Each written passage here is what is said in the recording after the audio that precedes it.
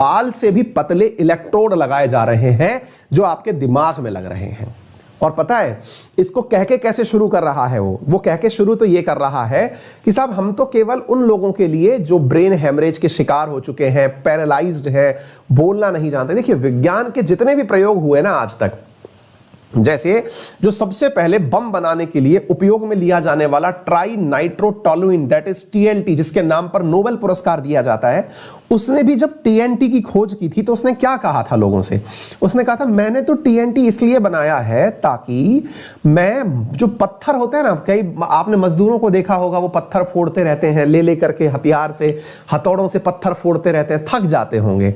तो मैंने तो इसलिए बनाया कि आप टीएनटी जो है वो माइंस में लगाएं, ब्लास्ट करें और ब्लास्ट करके पत्थरों को उठा के ले आए, काम आसान हो जाएगा। अब आपने तो समझ के सही काम किया था नोबेल साहब, लेकिन लोगों ने उसका उपयोग बॉम्ब में कर लिया कि भाई फिर माइंस ही क्यों फोड़नी, किसी का घर फोड़ देंगे, किसी का शहर फोड़ देंगे, और आतंकवादियों ने उसे अपना हथियार बना लिया। ऐसे ही एलन मस्क ने कहा कि मैं तो साहब इसका उपयोग उन लोगों के लिए कर रहा हूं जो मस्तिष्क के कारण जो है, मस्तिष्क तो जिनका चालू है, शरीर चालू नहीं है, ब्रेन हेमरेज के पेशेंट हैं, विकलांग हैं, पैरालाइज्ड हैं, उनके लिए कर रहा हूं मैं। बहुत बढ़िया, लेकिन हमें तो पता है इसका उपयोग क्या होगा, आप भी समझ गए, हमने तो पहले उपयोग की बात खुद के अनुसार की है कि जब भी हम किसी से कर्जा लेते हैं तो सिक्योरिटी में कुछ मोर्गेज लेता है। कोई भी इसे कर्जा देगा, जैसे भारत भी किसी से कर्जा लेता है या कोई भी देश लेता है तो मोर्गेज के रूप में अपनी कोई संपत्ति गिरवी रखता है। जैसे कोई कंपनी रेलवे को गिरवी रख सकती है कि भैया हमें कर्जा दो, अगर नहीं चुकाएंगे तो मेरे रेलवे की पूरी कमाई तुम ले जाओगे, यानी रेलवे पे तुम्हारा कब्जा हो जाएगा।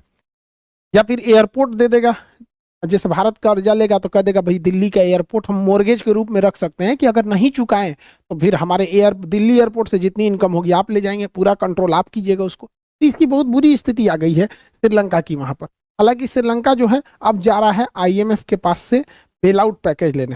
देखिए ये वर्ल्ड बैंक पे नहीं जा सकते हैं, आईएमएफ पे ही जा सकते हैं। दोनों में पहले अंतर समझिए। वर्ल्ड बैंक जो है, इसका एग्जाम में क्वेश्चन पूछता है, वर्ल्ड बैंक का पूरा नाम क्या होता है? International bank for reconstruction and development, international bank for reconstruction and, IBRD, ये इसका पूरा नाम होता है वर्ल्ड बैंक का। तो वर्ल्ड बैंक जब भी लोन देती है तो ये अच्छे लोगों को लोन देती है, बिजनेस को बढ़ावा देने के लिए लॉन्ग टाइम में लोन देती है, 30 साल के लिए, 40 साल के लिए, 50 साल के लिए लोन देती है, और बिजनेस को बढ़ावा देने के लिए लॉन्ग टाइम में लोन देती है। लेकिन IMF जो है वो शॉर्ट टाइम में लोन देती है और ये इमरजेंसी में लोन देती है। जैसे मान के चलिए आप अपना बिजनेस खड़ा करना चाहते, आपकी 2 फैक्ट्री 4 फैक्ट्री, आप एक और लगाना चाहते हैं, तो इस सब कंडीशन में आपको वर्ल्ड बैंक लोन देगा। पता चला आप अच्छे खासे सैलरी थी, ठीक ठाक है, घर में 2-4 आदमी का एक्सीडेंट हो गया, अचानक 5 लाख का जरूरत है, तो वर्ल्ड बैंक कहेगा ये इमरजेंसी, आप दुख बीमा विपत दिनाय खजुवट हमारे पास नहीं, निकले यहाँ IMF के पास जाओ। इमरजेंसी में पैसा देता है IMF। अब जैसे मान के चलिए इमरजेंसी में IMF, आप ही बीमार पड़ गए, अब आपकी इमरजेंसी में डॉक्टर आएगा, तो डॉक्टर सबसे पहले क्या कहेगा? कहेगा कि आपका खाना पीना बंद, हमरे हिसाब से खाइएगा, हमरे हिसाब से टहलिएगा, हमरे हिसाब से सोना है, हमरे हिसाब से उठना है। तो डॉक्टर के पास गए तो अपना नियम कानून लगा देगा। बस यही होता है। वर्ल्ड बैंक से कर्जा लेंगे तो वर्ल्ड बैंक इंटरफेयर नहीं करता है, बहुत कम दाम पे लोन देता है आपको, बहुत ही लो इंटरेस्ट रेट पे। लेकिन IMF से जैसे आप लोन लेते हैं तो IMF जो होती है ये क्या करता है, लोन देता है बहुत हाई प्राइस पे और पूरी इकोनॉमी को अपने कंट्रोल में ले लेता है। पता है कि देश श्रीलंका आपका, हम जैसे कहेंगे आपको उस पैसे को इन्वेस्ट करना, जैसे जैसे वो कहेगा उसी हिसाब से करना पड़ेगा। इसी को कहते हैं बेल आउट। बेल आउट में क्या होता है, बेल आउट पैकेज में आपको लोन तो दिया जाता है लेकिन आप अपनी सॉवरेनिटी, अपनी संप्रभुता खो देते हैं, फिर आपको उसके इशारों पे चलना पड़ता है। ऐसी नौबत भारत पे भी आई थी 1991 में। हम लोगों ने भी बेल आउट पैकेज लाए थे, मतलब हम लोग कर्जा लेके आए थे, बैंक ऑफ इंग्लैंड से भी लाए थे, IMF से भी लेके आए थे। 1991 के बाद हमारे पास केवल 15 दिन के पैसे बचे थे। श्रीलंका की से भी बुरी स्थिति आई थी, पूरी दुनिया देख रही थी कि भारत बर्बाद होगा।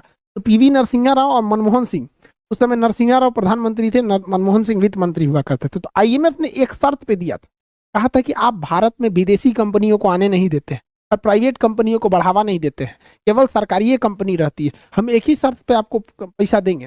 बेल आउट में पहले पता है, बेल आउट का मतलब ये होता है शर्त रखेगा अपना नियम कि आप प्राइवेट कंपनी को भी आने दीजिए, सरकार और विदेशी कंपनियों को भी आने दीजिए, और दोनों को छूट दीजिए। यानी प्राइवेटलाइजेशन कीजिए और लिबरलाइजेशन कीजिए और ग्लोबलाइजेशन कीजिए, LPG कीजिए 1991 में।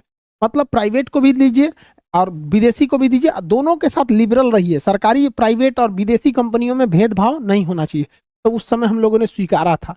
तब भारत में आई थी विदेशी कंपनी भी, तो विदेशी कंपनियों ने टाई अप भी किया था। भारत की हीरो कंपनी से टाई अप किया था होंडा ने, तो होंडा हीरो होंडा दोनों मिलके बनाने लगे सब हीरो होंडा, बाद में अलग हो गए सब यहाँ पे। तो वो बहुत अच्छा समय था हमारे लिए।